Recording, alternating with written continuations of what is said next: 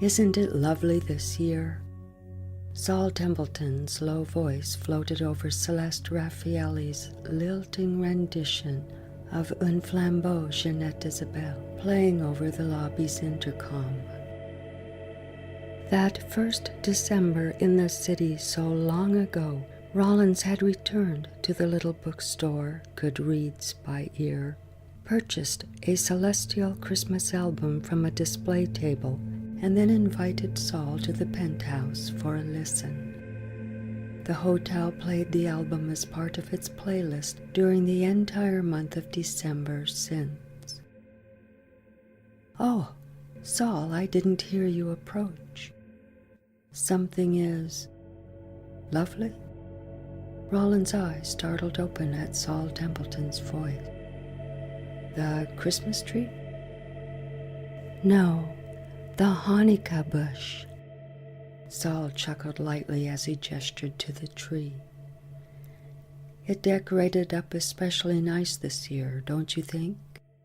The concierge fished for a compliment.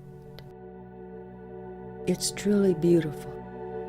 Every holiday your team outdoes itself so that I can hardly remember last year's theme. I believe this tree must be my very favorite."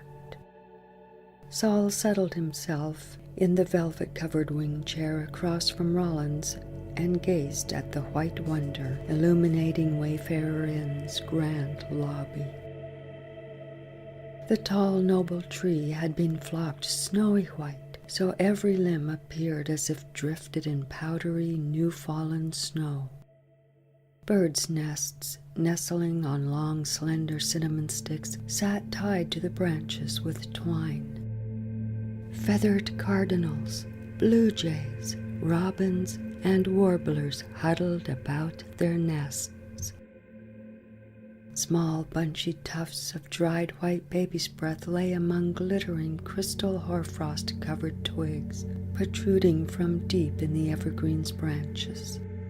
Garlands of white clay cranberries hung from branches' tips. The enchanting amber-eyed gaze of cuddling snowy owls glowed forth their bow. Perched high on the treetops sit a large, pearl-white dove, wings spread as if in flight, sharing a fruited twig of crimson holly berries. But what held Rollins in a spell are the bubbling crystal candlelights glowing among the millions of miniature white bulbs entwined throughout the tree.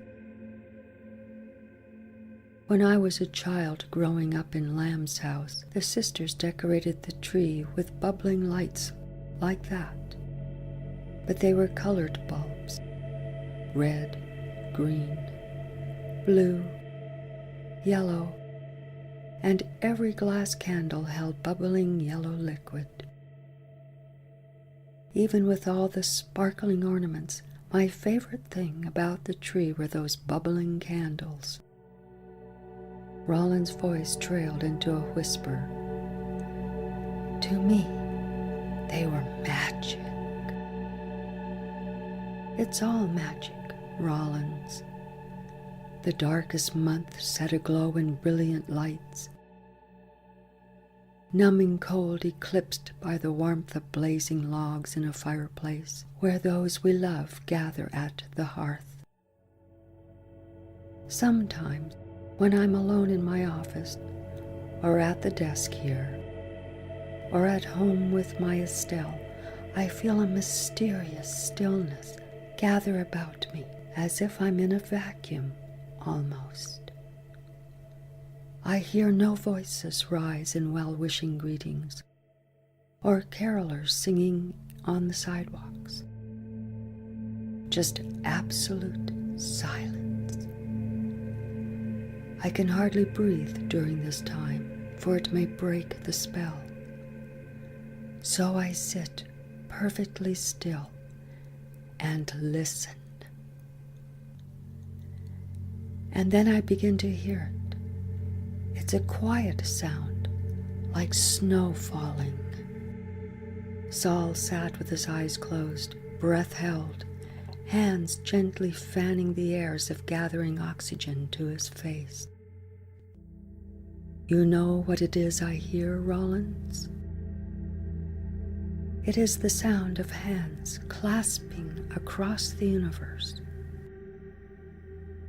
All humanity gently embracing one another. This very moment, in this special month. The elevator doors opened and emptied themselves of wedding guests leave-taking the celebration going on in the ballroom upstairs. Children rushing into the foyer stopped and gasped at the tree's grandeur. Mama, look! It snowed inside today, and the birds' beaks aren't even chattering.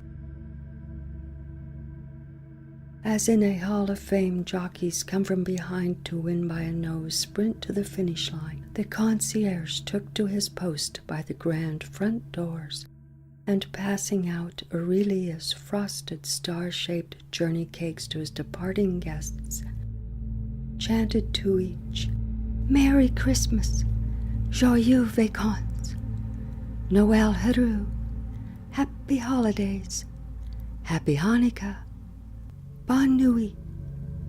Oui, bien sûr, peace and goodwill, Monsieur et Madame.